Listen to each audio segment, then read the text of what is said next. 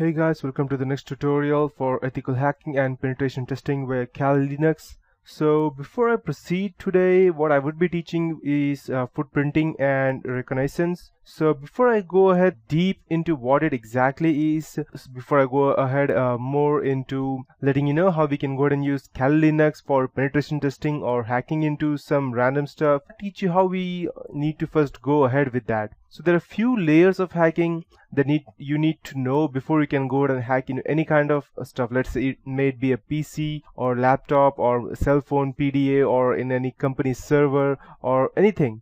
So there are a layer of things that you need to know. You need to follow these specific protocols before you can get into deep hacking. So today I would be teaching you, and as you can see over here that we have lots of stuff over here. When you check Kali Linux, we have n number of security tools. So you might be wondering what is information gathering, vulnerability analysis, web application password attacks, and many more. So I would first go ahead and teach you the different layers of ethical hacking today. So let's open the web browser and go ahead and check. I have some or the other over here. Let's check years of ethical hacking. There are few things that you need to know before you can proceed into detailed stuff. So I would be teaching you that today. The first thing that we would be needing would be to know that, okay, the first thing is that we need to go ahead and gather the information, and then we need to go ahead and know whom we are attacking, what are the different layers for that. That means what are the countermeasures that they can go ahead and take against us. So these are the few things that I would be teaching you today. So let me check. Okay, I think that it's checking the layers of OSI. So I'll just type steps of ethical hacking. Perfect. Okay. So these are the things which we'll go through once we go in detail related to ethical hacking. The first step that we would be looking today would be the footprinting, who is NSLOOKUP search engines and social networking sites. After that, scanning and enumeration, that are computer ports, which ports are open, which ports are not, and what would be the application services. Then trojans and backdoors, viruses, and then finally the hacking and exploitation. That would be the buffer overflow, spoofing, or different types of attacks, which includes even DDoS. This is not over here as of now. But yeah, these are things I would be teaching you. So let's take a first look at footprinting. So I'll just go ahead and show you. Let's go ahead and take a look at what are the footprinting tools we have, and after that I will explain it to you what is footprinting. So let's check.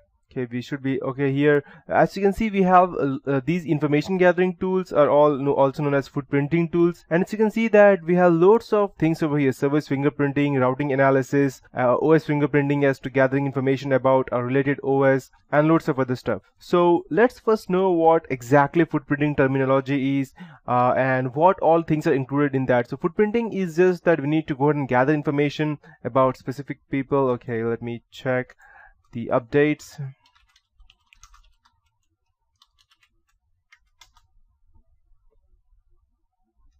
By the time it gets updated, let's go ahead and start with the footprinting terminology.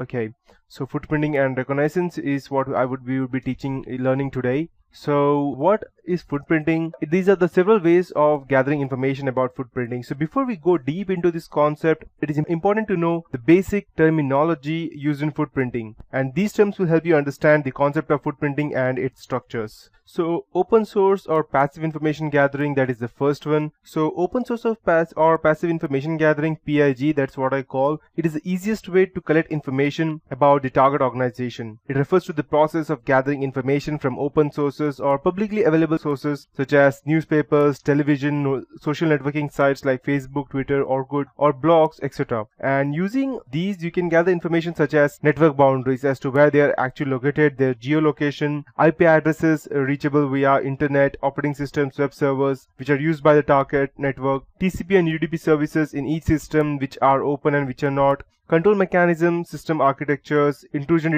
detection systems, and many more. So that is what is included in open source and passive information. After that, we have active information gathering. So in active information gathering, process attackers mainly focus on the employees of the target organization. Attackers try to extract information from the employees by conducting social engineering on site visits or interviews or questionnaires, something similar to that. After that, we have anonymous footprinting. This refers to the process of collecting information from sources anonymously so that your efforts cannot be traced. At this point of time, people normally use Tor browsers, which are mostly famous in anonymous web browsing. So yeah, and after that we have pseudo-anonymous footprinting, and these refers to the process of collecting information from the sources that have been published on internet, but it is not directly linked to the author's name. This information may be published under a different name, or the author may have a well-established pen name, you can say, means a random pseudonym, or the author may also be a corporate or government official, and he may be prohibited from posting under his or her original name. So irrespective of the reason for finding the author's name, collecting information from such sources are called as pseudo-anonymous. So after that we have lots of other types of information gathering, which are organizational or private footprinting or internet footprinting. So in footprinting, we normally collect the basic information about the target network, determine the operating systems used, platforms running, web servers, then we perform the WHOIS or DNS network and organizational queries, and finally we find the vulnerabilities and exploits for launching these attacks. So you might be wondering that how Facebook is very useful in that. So I could have also, and you might also be wondering that why only Facebook? Why not, let's say, we have Twitter as well over here, then why not Twitter, or why not Orkut? The reason being that Facebook is the most popular and people don't hesitate to give out information on Facebook. Let's say, for example, and even if they don't want to give out information, they may just simply give out without even them knowing that. Let's say, for example, you want to search a person on Facebook and you have find out his name, and if you want to go ahead and access his, let's say, for example, Facebook profile, you want to hack into that, and when you go ahead and let's say you click forgot the password option, and then it will ask you what is the date of birth of the person. Just one example, because that is a normal question that people keep. So you want to know the date of birth of that person. So what you would do, you would go ahead and search into his profile, and you may not able to get that. So, or you may call and you may do social engineering to get his date of birth or something like that. But there is another way. Even if you do social engineering stuff like by calling them, there's still a way that they can trace you out by looking up at the phone number, until unless you have not created a fake account and you have created a fake cell phone number as well. But that is getting into deep stuff, and it may also have different expenditures as to getting a phone, getting a cell phone, getting a SIM card, and then creating fake IDs to get this fake SIM card. So instead of doing that, why not go ahead and use some just social engineering techniques, such as just guessing and gathering information.